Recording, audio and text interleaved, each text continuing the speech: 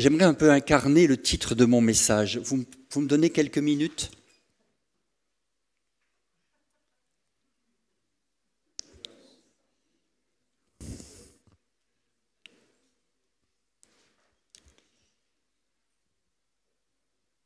C'est mieux.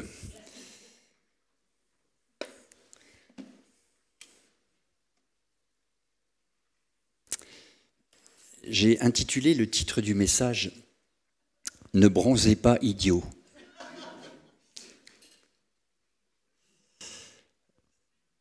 Ne bronzez pas, idiot. Vous savez, il y a des gens, j'ai vu hier qu'il y avait plus de 900 kilomètres de bouchons sur les routes de France pour aller vers des endroits où ils vont, pour certains, s'agglutiner, griller. Ne bronzez pas, idiot. J'aimerais vous parler des vacances. L'autre titre, il est beaucoup plus évangélique. Le repos. L'importance du repos. L'importance du repos. Alors, ça c'était l'intro. Je suis quand même mieux avec les autres lunettes.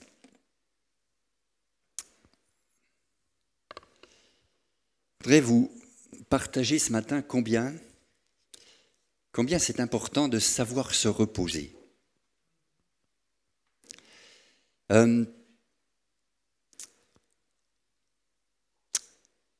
J'ai regardé dans la parole de Dieu, évidemment, le mot repos, le verbe reposer ou se reposer, est abondamment utilisé. Abondamment. Même Dieu s'est reposé. Genèse 2:2, Dieu acheva au 7e jour son œuvre qu'il avait faite et il se reposa au 7e jour de toute son œuvre qu'il avait faite. Et puis ce texte de l'Évangile, Marc 6:31, venez à l'écart, vous reposez un peu. Ils étaient en pleine activité, ils n'avaient même pas le temps de manger, de prendre leur repas. Et Jésus leur dit, venez à l'écart, vous reposez un peu. Vous pouvez prendre 300 jours de vacances dans l'année et ne pas être vraiment reposé. On va voir ce matin ce qu'est le repos selon Dieu. Parce que, oui, ne bronzez pas idiot, quoi. Ne vous reposez pas pour être fatigué à la sortie. Mais vraiment, comprenez comment le repos se vit, comment les vacances se vivent. Dieu n'est pas contre les vacances, il parle de repos dans sa parole et il nous dit aussi comment se reposer. C'est lui, Dieu, le Seigneur, l'inventeur des vacances. C'est lui, l'inventeur du sabbat, par exemple. Je lis dans Exode 23:12, « Pendant 6 jours, tu feras ton ouvrage, mais le 7e jour, tu te reposeras, afin que ton bœuf et ton âne aient du repos, afin que le fils de ton esclave et l'étranger au milieu de toi ait du relâche. » Dieu prévoyait, d'une façon hebdomadaire, un jour de repos. Qu'on l'observe le samedi ou qu'on l'observe le dimanche, je veux dire, c'est presque pas le sujet, mais le sujet, c'est qu'il y ait un repos régulier. Un repos régulier. Vous savez que la maladie la plus courante aujourd'hui, c'est le burn-out. Des gens qui n'en peuvent plus. Des gens qui sont éreintés par le rythme, par les objectifs qu'on leur fixe, par toutes sortes de choses qu'ils vivent aussi à la maison de difficiles. Et je ne voudrais pas que l'Église en remette une couche. Moi, je suis pour que nos églises soient des lieux de vrai repos. Donc Dieu dit, voilà, il y a un jour où tu t'arrêtes. Et s'il vous plaît, alors que vous êtes assis sur vos chaises, arrêtez-vous pour écouter. Parce que vous pouvez être assis sur votre chaise et être en train de courir dans votre tête. Vous connaissez ce principe aussi ? Donc s'il vous plaît, Donnez-moi votre attention. Arrêtez-vous un petit peu. Coupez le son à l'intérieur et puis écoutez la parole de Dieu. Ce jour est un jour de repos. Le culte, le dimanche, le jour du Seigneur est un jour de repos. Donc, faites bien attention, simplement ça, à l'observer. À l'observer. Il y va de votre santé physique, de votre santé mentale, de votre santé spirituelle également. Ça va encore plus loin dans Exode 23, parce que Dieu ne pense pas seulement à l'homme. Il dit que le sabbat a été fait pour l'homme et non l'homme pour le sabbat. On sent bien que c'est vraiment un cadeau de Dieu d'avoir un jour de repos. Mais pour la terre, pour le sol, dans l'agriculture, selon Dieu, pendant 6 années, Exode 23, 10 et 11, tu ensemenceras la terre et tu en recueilleras le produit. Mais la 7e année, tu lui donneras du relâche et tu la laisseras en repos. Les pauvres de ton peuple en jouiront et les bêtes des champs mangeront ce qui restera. Tu feras de même pour ta vigne et pour tes oliviers. Si on respectait ça, le premier écologiste, le vrai, c'est Dieu. Il a créé toutes choses belles et il a prévu que sa création se repose tous les 7 ans. Aujourd'hui, quand on voit les rythmes qu'on impose à la terre, à coups d'engrais plus ou moins chimiques, je ne sais pas des fois ce qu'on mange, mais si on respectait ce que la parole de Dieu dit, la terre soufflerait. Et ce qu'elle produirait cette année-là serait d'ailleurs pour être donnée aux pauvres. Je trouve ça très beau, très complet. C'est Dieu, l'inventeur du repos. Et je vous encourage à venir avec moi pour voir comment Dieu se repose, comment il nous demande de nous reposer, combien de temps, dans quel ordre, etc. Il y a plein de choses intéressantes. Deuxièmement, après avoir dit que c'était lui l'inventeur des vacances et du repos, j'aimerais dire qu'il n'y a pas de repos, il n'y a pas de vraies vacances sans conversion. Vous m'entendez? Sans relation avec Dieu par Jésus-Christ. Jésus a dit, « Venez à moi, vous tous qui êtes fatigués et chargés, je vous donnerai quoi? Du repos. » Le mot apparaît. « Prenez mon joug sur vous, recevez mes instructions, je suis doux et humble de cœur, et vous trouverez du repos pour vos âmes. » On va s'arrêter un peu sur ce verset qui dit que à celui qui est fatigué et chargé, y a-t-il des gens fatigués et chargés ici? Je pense, Dieu dit, mais venez à moi, Jésus dit, venez à moi, et moi je vous donnerai du repos. Le repos se reçoit de Jésus. Et c'est en venant à Jésus, mon ami, que tu vas goûter le vrai repos. Je le répète, tu peux prendre 300 jours de vacances. Si tu ne viens pas à Jésus, ce n'est pas des vacances, ce n'est pas du vrai repos.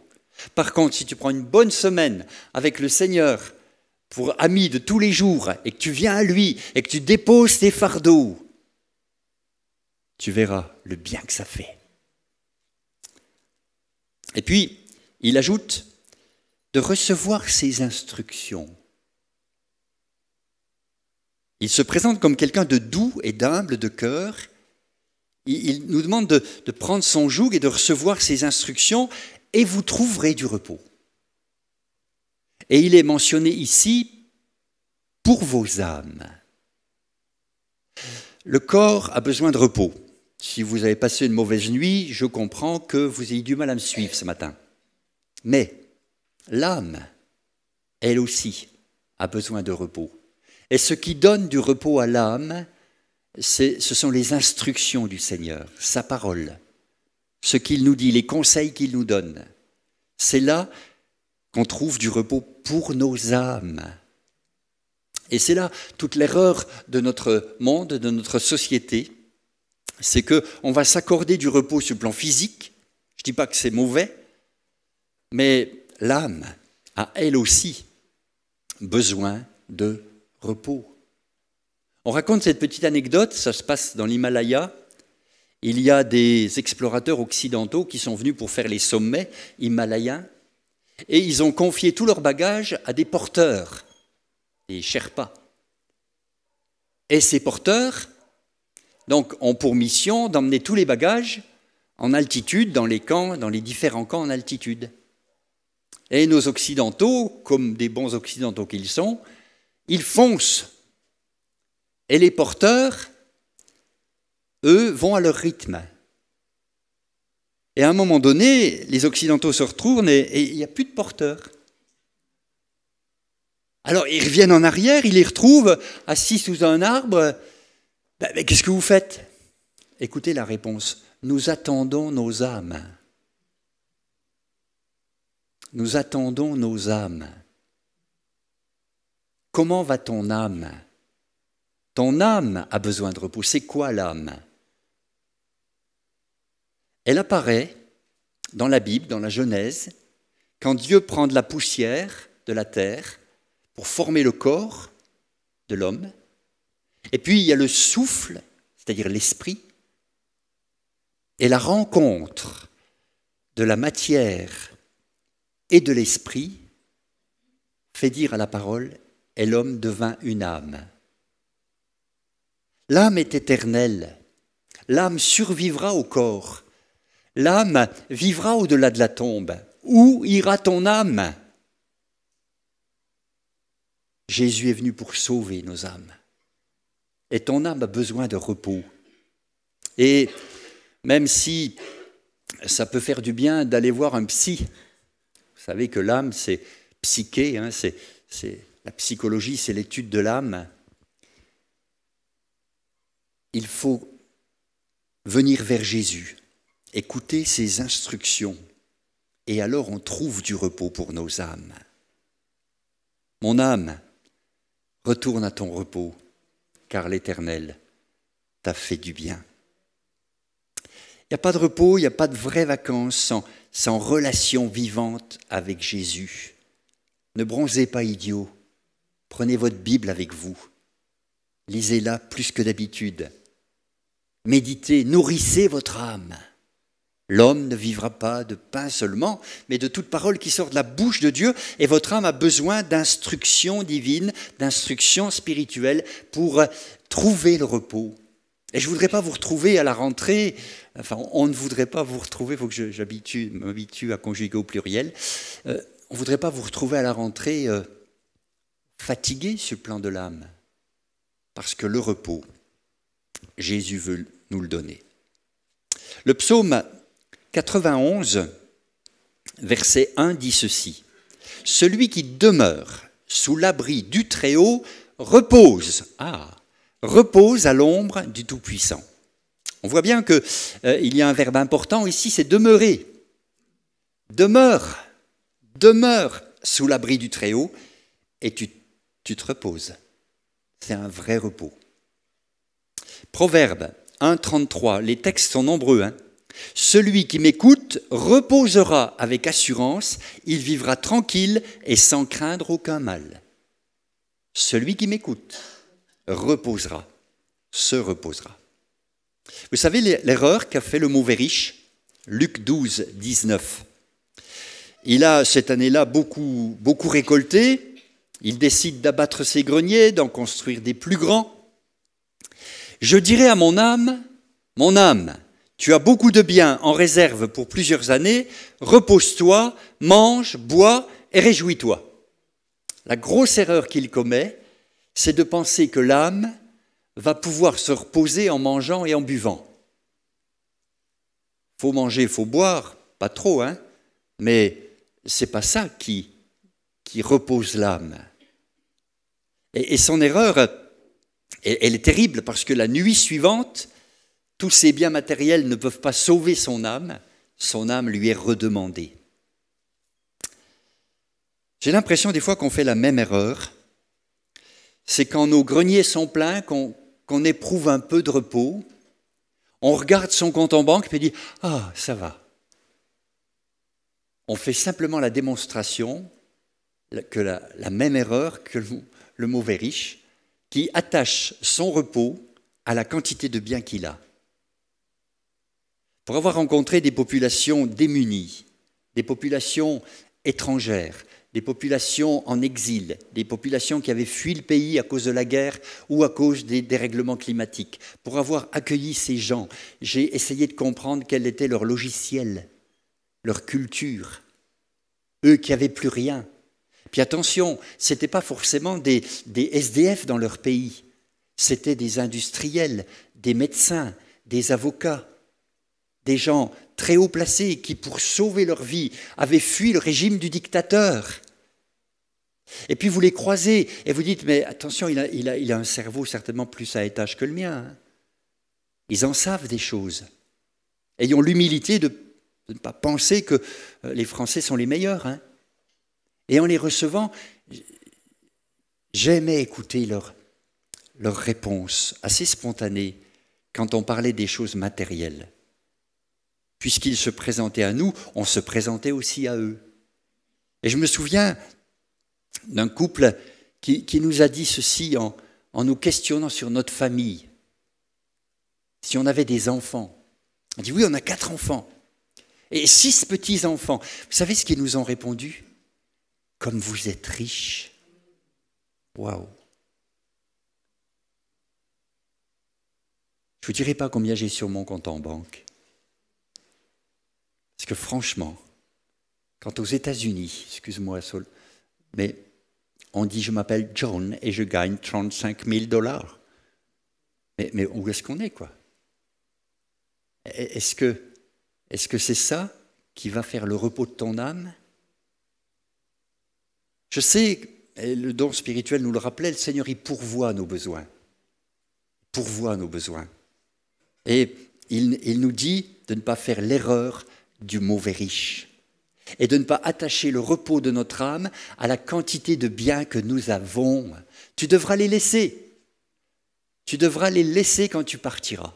Alors, sois un bon gestionnaire, pense à l'œuvre de Dieu, pense à faire du bien autour de toi, vraiment utilise-les comme il ne faut pas te démunir non plus pour comment dire, il y a un principe d'égalité, de justice dans tout ça, mais n'attache pas le repos de ton âme à la quantité de biens que tu as en réserve. Ça, c'était le deuxième point. Le troisième point, j'ajouterai encore ceci, c'est que dans la parole de Dieu, les vacances et le repos viennent après le travail. Ok? Ça commence avec Dieu, il travaille pendant 6 jours et il se repose le 7e. On se repose après le travail et non avant. Les œuvres ont toute leur place et je lis Hébreux 4, 4. Il a parlé quelque part ainsi du 7e jour. Et Dieu se reposa de toutes ses œuvres le 7e jour. Il y a donc un repos de sabbat réservé au peuple de Dieu. Celui qui entre dans le repos de Dieu se repose de ses œuvres, comme Dieu s'est reposé des siennes. De quelles œuvres tu vas te reposer la semaine prochaine? Quand tu te retournes et que tu fais le bilan de cette année scolaire écoulée, quelles sont les œuvres dont tu peux te reposer maintenant? On se repose après le travail. Pas avant.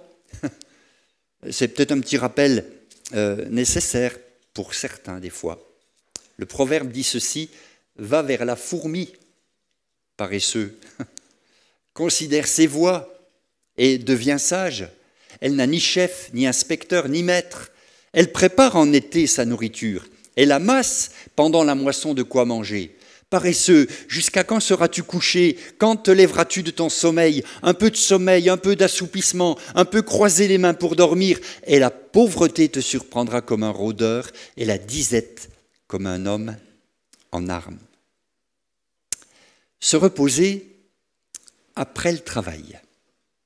Et c'est vrai que le repos, les vacances sont devenus tellement idolâtrés que vous avez vu la longueur de la semaine de travail? Alors, je ne dis pas que c'est mauvais, mais enfin, on est passé de 70 heures. Hein. Mes parents, ils travaillaient, ils avaient 2 métiers, hein, fermier et maçon. On est passé de 70 heures par semaine à 35, soit la moitié, puis maintenant c'est la semaine de 4 jours. Et puis, plus en plus, on s'aperçoit que les gens réclament le repos, mais ils ne le trouvent pas. Vous savez, quand vous êtes fatigué d'avoir bien travaillé, vous vous reposez bien. Parce que vous avez la conscience d'un travail bien fait, bien achevé, utile à l'œuvre de Dieu. Vous vous êtes senti vraiment conduit par le Seigneur. Vous avez pu faire des choses par sa grâce, avec son aide. Et là, vous pouvez vous reposer en disant « Waouh, merci Seigneur ». Mais ceux qui veulent se reposer en n'ayant rien fichu, je me permets de leur dire que le repos ne sera pas au rendez-vous forcément. Parce que vous serez là en disant « J'ai quand même pas fait grand-chose cette année pour l'Église. Ne soyez pas des consommateurs. Ne soyez pas des paresseux spirituels. Ne soyez pas des gens qui utilisent l'Église, consomment l'Église. L'Église, elle sera ce que vous en faites. Et quand vous arrivez ici, posez-vous la question, qu'est-ce que je peux faire pour mon Église? Servez le Seigneur. Le repos viendra après. Ça, c'est un principe biblique. Travail, puis repos. Et dans ce monde où on a tout inversé, je rappelle que c'est comme ça que ça fonctionne avec le Seigneur. Et je peux m'endormir en paix le soir, après une bonne journée bien chargée, parce que j'ai fait œuvre utile. Le repos du travailleur est doux. Vous connaissez la fable de La Fontaine, le savetier et le financier. Alors pour ceux qui ne sont pas de mon école, écoutez, il y avait un savetier, un artisan, qui bossait toute la journée, puis il dormait comme un loir. Et puis l'autre à côté, c'était un financier. Il ne dormait pas, il se faisait du souci pour ses placements. Et puis au matin, il avait mal dormi, mais l'autre, il avait bien dormi, il commençait sa journée en chantant. Et puis à un moment donné, le financier est allé voir le savetier et dit « Je vais te confier mon argent parce que j'ai besoin de dormir. » Et les rôles se sont inversés à partir du moment où le savetier, celui qui fabriquait les sabots, avait le magot à la maison, il n'a plus dormi. Il est venu rendre l'argent à l'autre en disant « Écoute, reprends ton argent et rends-moi mon sommeil. » On va bien se reposer quand on a bien travaillé. Je crois que c'est important d'entendre ce que dit la parole. Parce que je vous souhaite de bonnes vacances. Hein. Je vous souhaite de très bonnes vacances. Mais s'il vous plaît, entendez ce que la parole de Dieu dit sur le repos. Et comprenez qu'il y a une sorte de logique, d'ordre biblique, spirituel dans tout ça. J'ajoute encore quelque chose. On en est au 4e point maintenant. Jésus dit dans Marc 6, 31, je reprends ce verset de tout à l'heure, « Venez à l'écart, vous reposez un peu. » Je peux souligner ce mot, « un peu ». Aujourd'hui, les vacances sont devenues comme une idole, comme un but. Les loisirs sont les choses qu'on cherche le plus dans ce monde. Venez à l'écart, vous reposer un peu. Alors, je ne sais pas ce que pour vous signifie un peu. Si je vous demandais, les uns diraient une semaine, les autres 15 jours, les jours, oh, moi il me faut 3 semaines. Et puis d'autres diraient, mais moi il me faut mes 2 mois. Il paraît qu'on est le pays où les écoliers ont le plus de vacances au monde. Et notre président a osé toucher à la longueur des congés d'été. Enfin, ce n'est pas fait encore, hein, vous allez voir. C'est comme les retraites, on va défiler dans la rue. Venez à l'écart, vous reposez un peu. Tu sais, quand tu te reposes de trop, tu t'atrophies. Quand tu ne fais plus d'exercice, tes muscles perdent de leur tonicité. Repose-toi un peu, mais pas trop. C'est important qu'on ne retrouve pas à la rentrée des mollusques, hein. Des gens qui n'ont plus de muscles spirituels. Il faut vous reposer, certes, c'est utile, l'équilibre est important, mais un peu, juste un peu. Je crois que la parole de Dieu a raison de nous dire et de nous rappeler ces choses. J'avance encore pour le point suivant et je vais aller vers le psaume 23 qu'on connaît bien. Qu'est-ce que dit le verset 2 ? Il me fait reposer dans de verts pâturages. Il me dirige près des eaux paisibles. Il, lui, me fait reposer. La brebis est un animal particulier qui, quand elle est stressée, ne sait pas se reposer. Si le berger force la cadence, si des événements surgissent et effraient la brebis, je l'ai vu chez mon père et le troupeau de brebis qu'il avait, pas de repos. C'est le berger qui, dispense, répand le calme, la paix. Et elles connaissent la voix du berger, elles s'approchent de lui, il peut les caresser, il peut leur parler, il les fait reposer. Dieu veut te faire te reposer. Il est ton berger, il veut te faire reposer. Vous avez vu, ce n'est pas sur une plage de sable fin au milieu de milliers de personnes. J'ai vu une photo de l'Ardèche. Moi, j'habitais en Ardèche l'année dernière.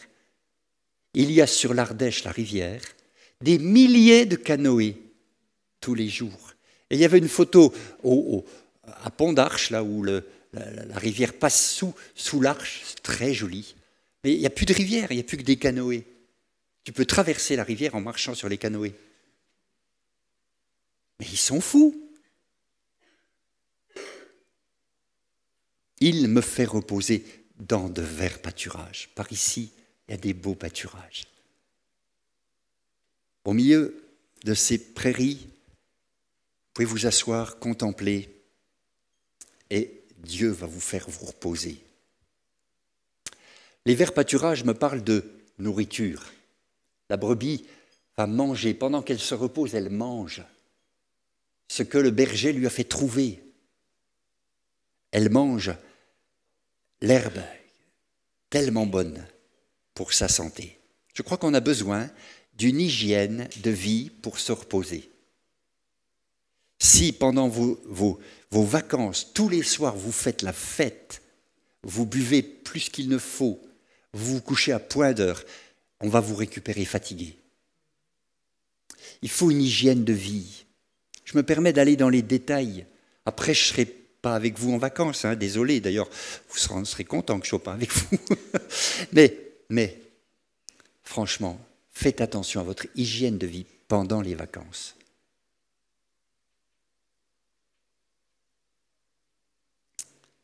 Se nourrir de bonnes choses va apporter du repos. Il me fait reposer dans de verts pâturages.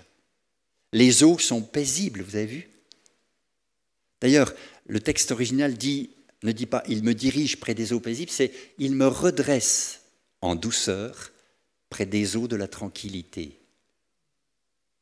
Il y a quelque chose qui se passe là.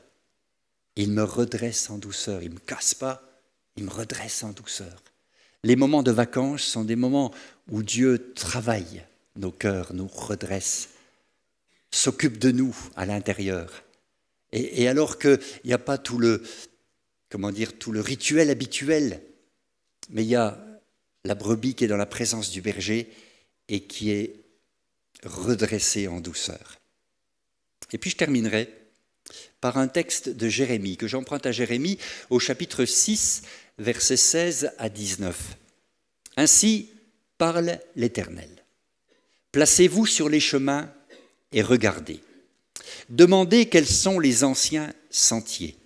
Quelle est la bonne voie?